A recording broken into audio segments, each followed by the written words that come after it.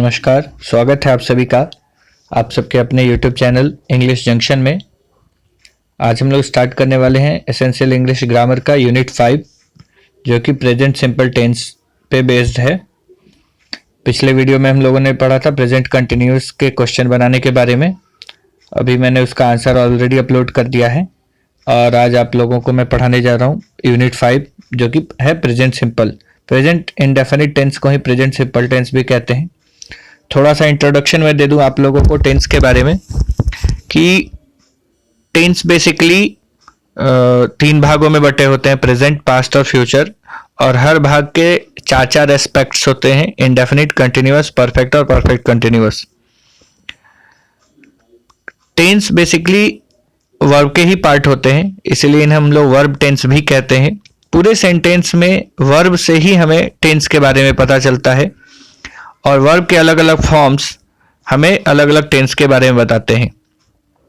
Total 12 tense होते हैं, 3 present, past, future और उनके 4 एस्पेक्ट्स, और इन 12 टेंस को पहचानने के लिए अलग अलग वर्ब फॉर्म्स होते हैं। मैं एक बार उसको समराइज कर देता हूं। प्रेजेंट इंडेफिनिट टेंस का वर्ब फॉर्म होता है V1 और V5, यानी फर्स्ट फॉर्म और fifth form of the verb.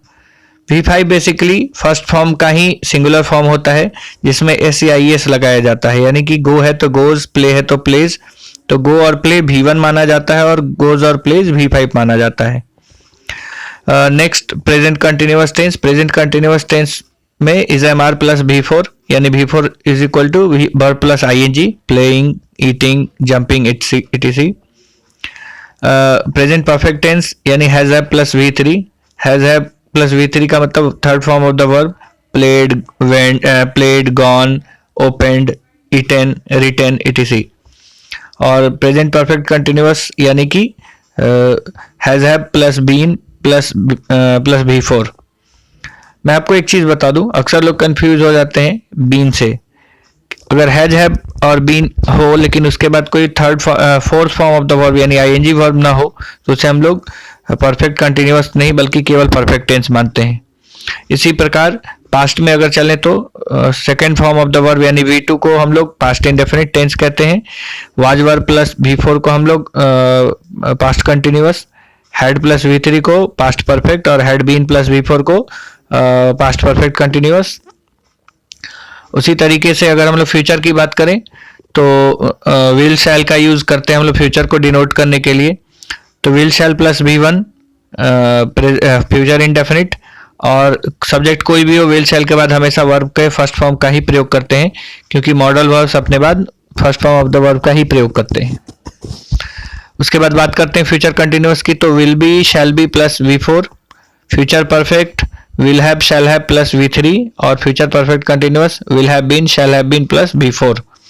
तो मैंने आपको 12 टेंस के वर्ब फॉर्म्स के बारे में बताया। ये बताने के पीछे मकसद ये है कि आप ये समझें कि सेंटेंस में टेंस का रिलेशन सिर्फ और सिर्फ वर्ब से होता है, क्योंकि उसी के अलग अलग पार्ट्स, उसी के अलग अलग फॉर्म्स आपको अलग अलग टेंस के बारे में बताते हैं। अगर आप विस्तृत रूप में ये जानना चाहते हैं तो मैंने ऑलरेडी कुछ महीने पहले टेंस पे आधारित और पूरे वर्ब पे आधारित वीडियोस बनाए हैं। 4-5 वीडियोस हैं, आप उस सारे वीडियोस को देखें। वर्ब से रिलेटेड और टेंस से रिलेटेड सारे कंफ्यूजन दूर हो जाएंगे। तो आइए आगे बढ़ते हैं यूनिट 5 में। यूनिट 5 में आप सेक्शन ए में देख सकते हैं 2 पिक्चर्स हैं।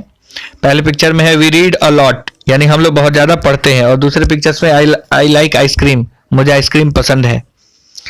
इन पिक्चर्स के नीचे अगर पढ़ें तो they are looking at their books, they read a lot, वे लोग अपनी किताबों पर देख रहे हैं। ये प्रेजेंट कंटिन्यूअस टेंस है। दे रीड अ लॉट ये प्रेजेंट इंडेफिनिट टेंस है या सिंपल टेंस है।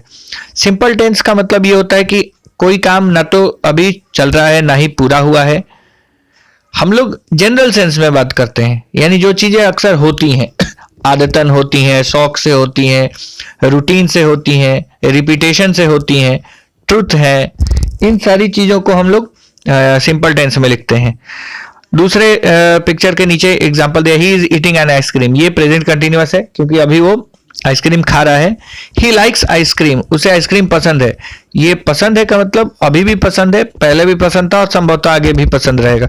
तो जो चीज किसी टाइम लिमिटेशन में नहीं बंधा होता है उसके लिए हम लोग सिंपल टेंस का यूज करते हैं।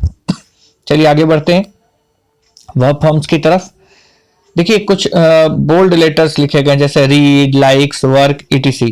They read, he likes, I work, etc। The present simple. और उसके नीचे बॉक्स में लिखा गया है आई, वी, यू, दे के साथ read, like, work, live, watch, do, have, यानी कि first form of the verb.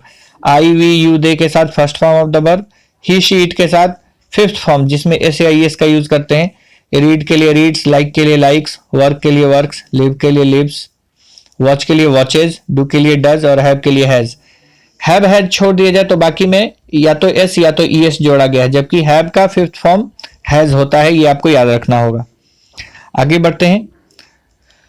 ये जो दो फॉर्म्स आप देख रहे हैं, रीड और रीड्स, लाइक और लाइक्स, इसमें दो तरीके के रूल्स होते हैं, एक में एस लगाया जाता है और एक में ई एस लगाया जाता है, जिससे रिलेटेड स्पेलिंग रूल्स अभी आपको तुरंत देखने को मिलेंगे।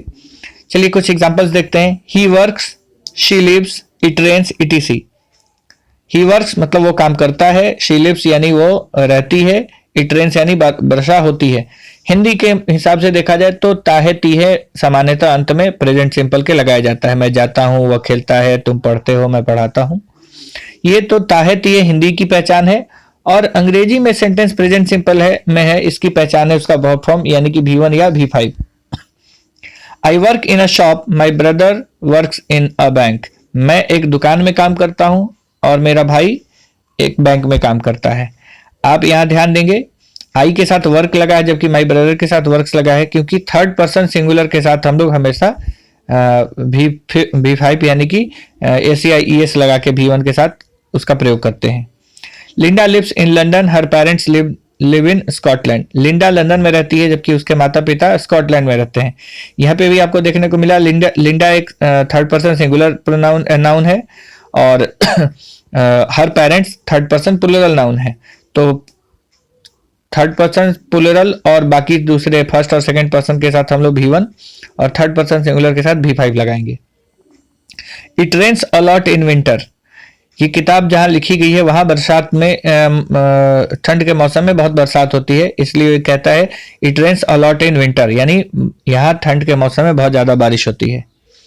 आई हैव और ही, शी, इट के साथ हैज, ये आपको याद रखना होगा कि आई, वी, यू, दे और प्लूरल के साथ हैव लगाते हैं, जबकि ही, शी, इट और सिंगुलर नाउन के साथ यानी थर्ड पर्सन सिंगुलर नाउन के साथ हम लोग हैज का यूज करते हैं।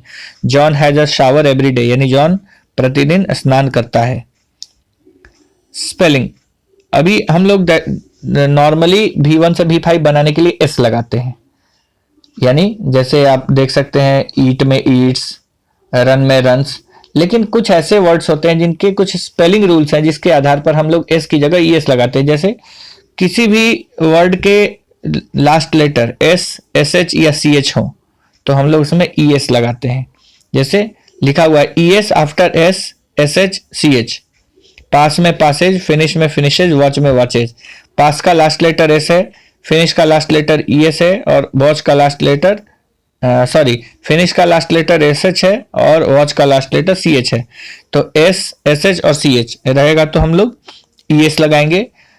हाँ, अगर कोई वर्ड है जिसके लास्ट में वाई है और वाई के पहले कोई कॉन्सोनेंट है तो उस वाई को हम लोग आई में बदल के तब ई एस लगाते हैं। जैसे स्टडी में लास्ट लेटर वाई है और उसके पहले डी कॉन्सोनेंट है तो हमने वाई को आई ई एस कर दिया।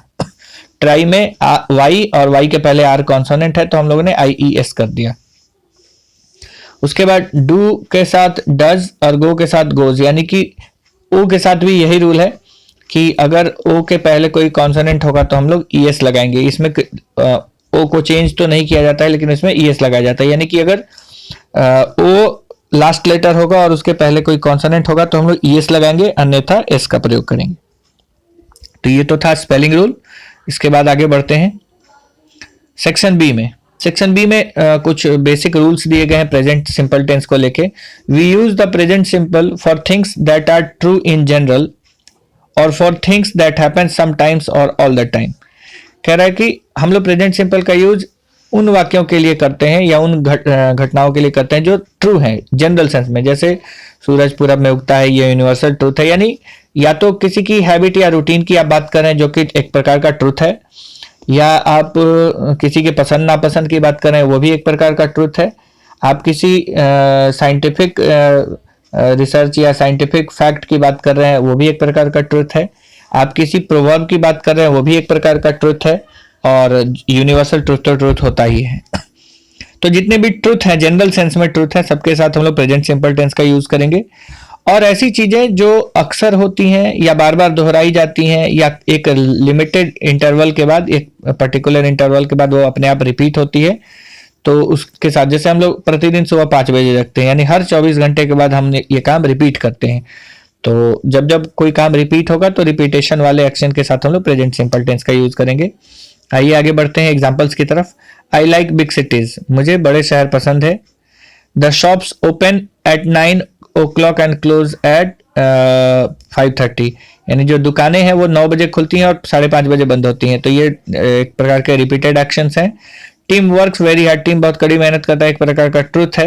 ही starts at 7:30 and finishes at 8 o'clock in the evening, यानी वो हमेशा 7:30 बजे वो काम शुरू करता है और 8 बजे खत्म करता है। इसका मतलब ये है कि वो मेहनत करता है और ये काम पर्टिकुलर टाइम के बाद वो रिपीट भी करता है। The earth goes round the sun, एक यूनिवर्सल ट्रुथ है कि धरती सूरज के चारों तरफ चक्कर लगाती है। We do a lot of different things in our free time, हम लोग अपने फ्री टाइम में अक्सर बहुत सारे काम करते हैं।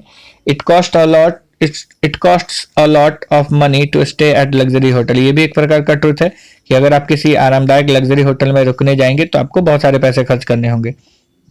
तो जितने भी एग्जांपल्स में बोल्ड लेटर्स दिए गए वो सारे वर्ब्स हैं जो कि या तो V1 या V5 में है और प्रेजेंट सिंपल टेंस का निर्माण कर रहे हैं। आगे बढ़ते हैं सी की तरफ।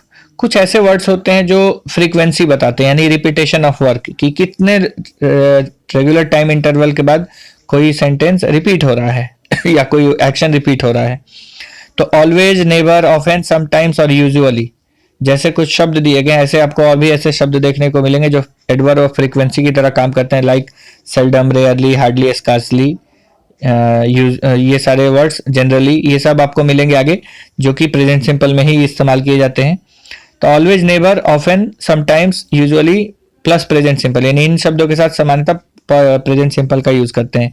सुई always arrives at work every day early, यानी सुई हमेशा अपने काम पर जल्दी पहुंचती है।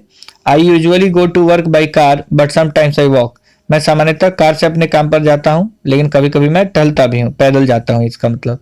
Julia never eats breakfast, Julia कभी ब्रेकफास्ट नहीं करती है। Tom lives near us, we often see him, Tom हमारे नजदीक रहता है, वो हमसे प्रायः मिलता है।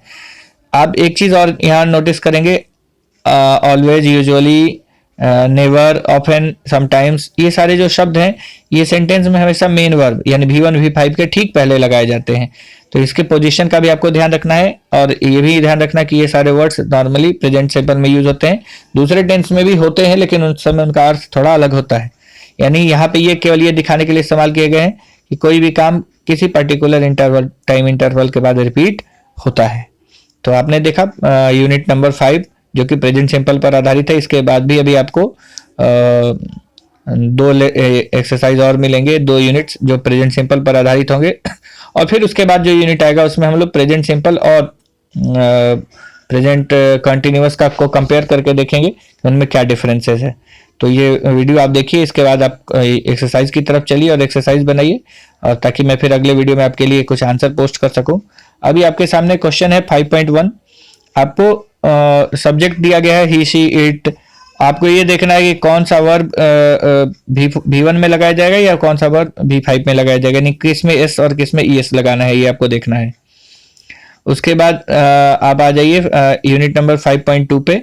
Complete the sentence about the people in the picture, use these verbs, eat, go, live, play, play, sleep. आपके पास 6 पिक्चर्स हैं, इन हर पिक्चर्स को देखना है और पिक्चर को देख के आपको ये तय करना है कि कौन से पिक्चर में कौन सा एक्शन हो रहा है और उस एक्शन से रिलेटेड जो वर्ड आपको दिया गया है उस वर्ड को आप इस्तेमाल करें। जैसे ईट, गो, लिव, प्ले, प्ले, स्लीप। एक एग्जांपल ऑलरेडी बनाया गया है आपके लिए। जैसे पहले पिक्चर में वो दिखा रहा है कि माई पियानो, यानी मेरा पियानो है, इसका मतलब वो पियानो बजाता है, तो आप ही प्लेज द पियानो लिखेंगे इसके लिए कि वो पियानो बजाता है। उसी प्रकार आपके पास बाकी जो भी क्वेश्चंस हैं इन सारे क्वेश्चन को बनाएंगे, इसमें सुटेबल वर्ब का यूज करेंगे और साथ ही साथ सुटेबल फॉर्म का भी, कि V1 का यूज होगा या V5 का। उसके बाद 5.3 की तरफ बढ़ते हैं। 5.3 में पिक्चर के बिना कुछ क्वेश्चन दिए गए हैं, 10 क्वेश्चन है आपके पास, 10 वर्ब्स भी हैं। और आपको देखना है कि कौन सा वर्ब किस में सूट करेगा और किस फॉर्म में सूट करेगा। जैसे पहले वाले एग्जांपल में दिया गया है मार्गरेट ब्लैंक 4 लैंग्वेजेज, तो निश्चित है कि कोई व्यक्ति लैंग्वेज को बोलेगा ही। तो मार्गरेट स्पीक्स 4 लैंग्वेजेज, मार्गरेट 4 भाषाएं बोलती है। इसके अलावा boil, close, cost, like, meet, open, teach, wash, ये सारे वर्ब्स को इस्तेमाल करना है और बाकी सारे सेंटेंसेस में प्रॉपर फॉर्म्स में भरने हैं। आइए 5.4 की तरफ चलते हैं। 5.4 में आपको कुछ वर्ड्स मिस अरेंज करके दिए गए हैं, जिसको अरेंज करके आपको सेंटेंस बनाना है, साथ ही साथ वर्ब का प्रॉपर फॉर्म भी लिखना है। जैसे ऑलवेज, अर्ली, सुई, अराइव। तो अराइव यहाँ वर्ब है, अर्ली टाइम बता रहा है, ऑलवेज फ्रीक्वेंसी बता रहा है, और सुई चूंकि एक इंग्लिश नेम है तो सुई पहले लिखेंगे। और मैंने अभी आपको बताया कि always, neighbour, sometimes, often, etcetera, ये सब वर्ड्स हम लोग मेन वर्ब के पहले लिखते हैं, तो इसको पहले लिखेंगे, फिर इसके बाद वर्ब लिखेंगे। सुई, ऑलवेज, और अराइव का 5th फॉर्म इस्तेमाल होगा क्योंकि सुई एक 3rd पर्सन सिंगुलर नेम है, और उसके बाद तब लास्ट वर्ड अर्ली, तो सुई ऑलवेज अराइव्स अर्ली। तो इस प्रकार आप इन सारे 8 क्वेश्चंस को बनाएंगे अरेंज करके। अरेंज करने के बाद आपको वर्ब का प्रॉपर फॉर्म इस्तेमाल करना होगा। अब आगे बढ़ते हैं 5.5 की तरफ। Write sentences about yourself. We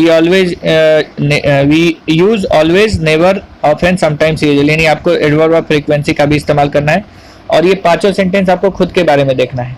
जैसे आप टेलीविजन देखते हैं, अगर आप हमेशा देखते हैं तो आई ऑलवेज वॉच टेलीविजन, आप कभी नहीं देखते हैं तो आई नेवर वॉच टेलीविजन, आप कभी कभी देखते हैं तो समटाइम्स या ऑफन का इस्तेमाल कर सकते हैं। उसी तरीके से रीड इन बेड, क्या आप बिस्तर में पढ़ते हैं, क्या आप 7 बजे के पहले जगते हैं, क्या